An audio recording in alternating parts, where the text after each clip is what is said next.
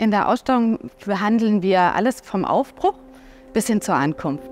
Wir haben Objekte aus Jahrtausenden und die Fluchtgründe bleiben dieselbe. Da geht es um Freiheit, da geht es um Religionsverfolgung, da geht es um Verfolgung aus Gründen der Herkunft, der Hautfarbe.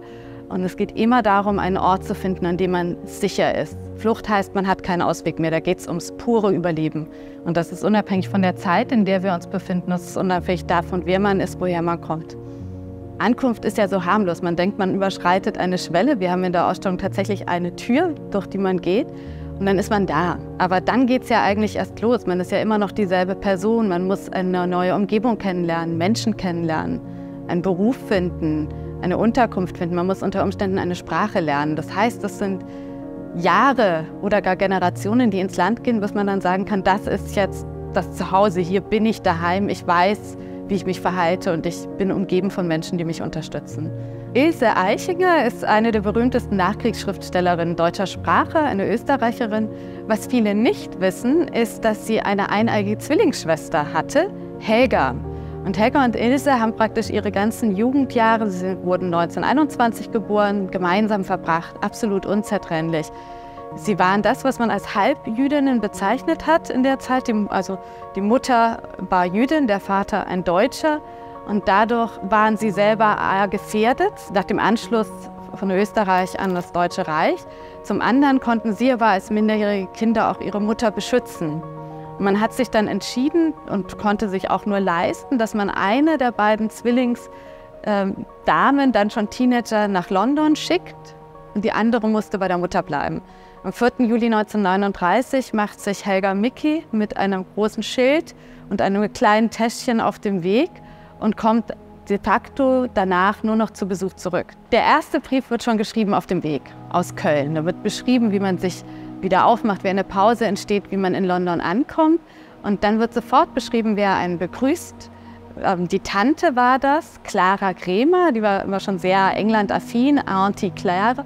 Und ist ein paar Monate vor Helga nach London aufgebrochen, war dann praktisch das Empfangskomitee. Und ist so ein bisschen auch die Rüstschnur. Und was dann einfach erstaunlich ist, wie oft dieses junge Mädchen umzieht und wie auch die Träume sich entwickeln. Sie träumt davon, Schauspielerin zu werden. Das klingt aus den Briefen auch schon raus. Ganz oft beschreibt sie das Zimmer und die typisch englischen Eigenheiten. Der typische englische Kamin, der da ist, dass die Betten breiter sind als in Deutschland.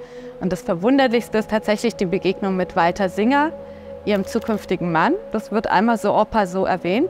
Dann bricht der Krieg aus und dann kommt als nächstes die Rotkreuz-Nachricht über die Entbindung, die aber die Schwester Ilse und die Mutter in Wien erreichen, ohne dass die jemals vorher von diesem Mann gehört haben. Man muss sich denken, die war immer noch keine 19 Jahre alt, also sehr, sehr jung. Und dann findet sich diese lapidare Bemerkung auf der Rotkreuz-Nachricht, wer ist Walter Singer? Ausrufezeichen, schwer beunruhigt, bitte mehr. Aber wenn man einfach erfassen kann, wie sehr beunruhigt man einfach war. Und erst nach Kriegsende kann man dann tatsächlich auch dieses Kind Ruth Ricks kennenlernen, die heute auch Künstlerin ist und selber noch dieses Familienschicksal verarbeitet. Und das ist einfach absolut berührend, auch wenn man diese teils sehr langen Briefe liest, die vor Kriegsausbruch hin und her gehen. Wir erfahren, wo sie wohnt, wie die Zimmer aussehen, wie sie sich in die Sprache einfindet. Die Briefe werden dann aber immer kürzer nach Kriegsanfang. Und am Schluss gibt es nur noch 25 Worte lange Nachrichten über das Rote Kreuz, die mit sehr großem Zeitabstand hin und her gehen. Dieses in Verbindung bleiben mit den Menschen, die man zurücklässt, ist immer ein Thema bei Migration, egal ob es jetzt Flucht ist oder andere Migrationsgründe.